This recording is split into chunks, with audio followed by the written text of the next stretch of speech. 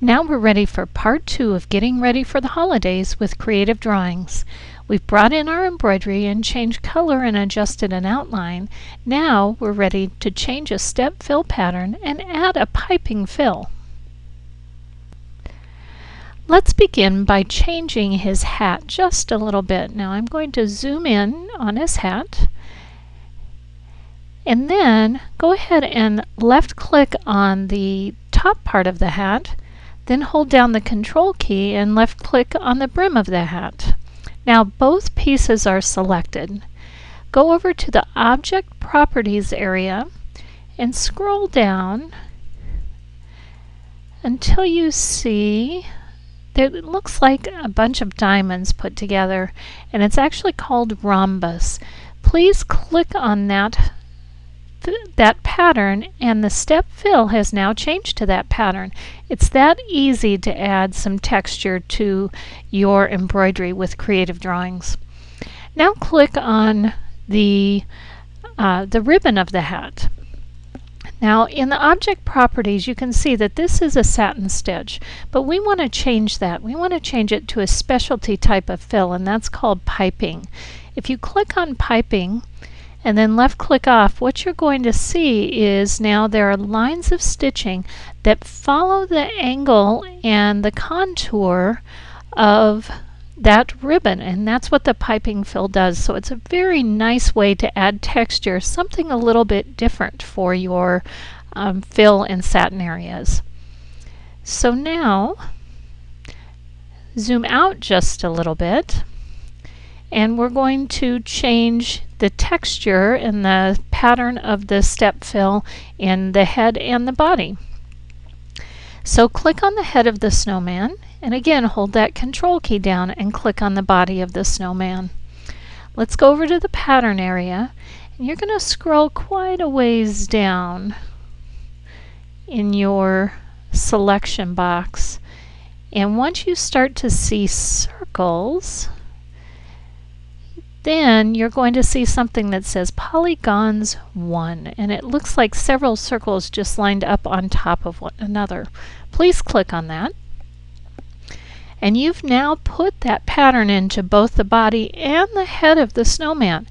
Now it looks a little different in the head of the snowman because the angle of the stitching is different. So let's go ahead and choose that snowman's head. Go over to the left hand side and find the tool that is called Directions and left click there. Now I'd like you to just move your mouse over that fill area that we had selected, and then left click and drag, and you're going to see a little line that comes up. When that line comes up, that's the angle that the stitching will be changed to. So go ahead, left click and drag, and then let go, and then go ahead and left click outside the work area, and you can see how the angle of the stitches in that step fill area has changed. So it's again really super easy to work with. Now you'll notice that the direction is still highlighted, so we want to go ahead and choose the rectangle selection, and that will deselect the directions tool.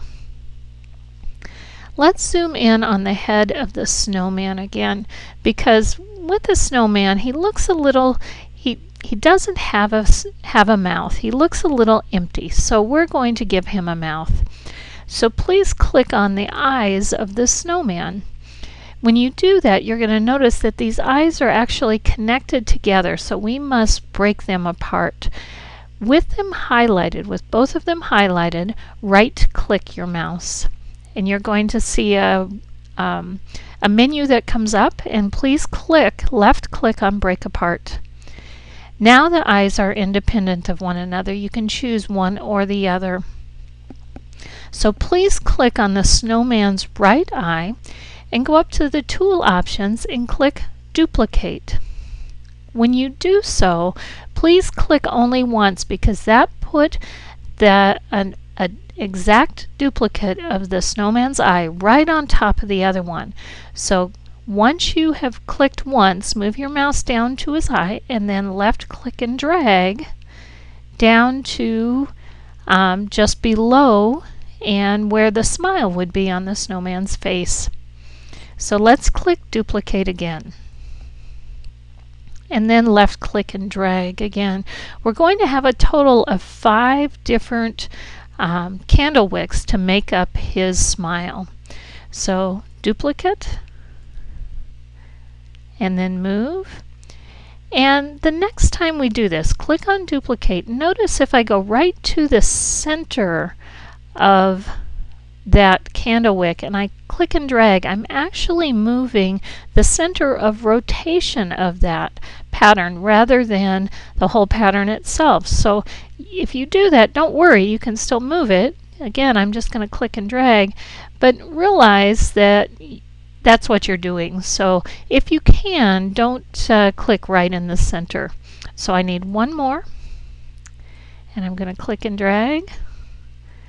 And there we go. We've made the snowman smiling face. Now if you want to adjust, you can adjust those candle wicks just a little bit.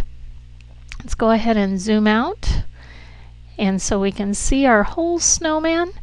And that's it. We've added a lot of texture. We've added a smile. We've used piping fill type.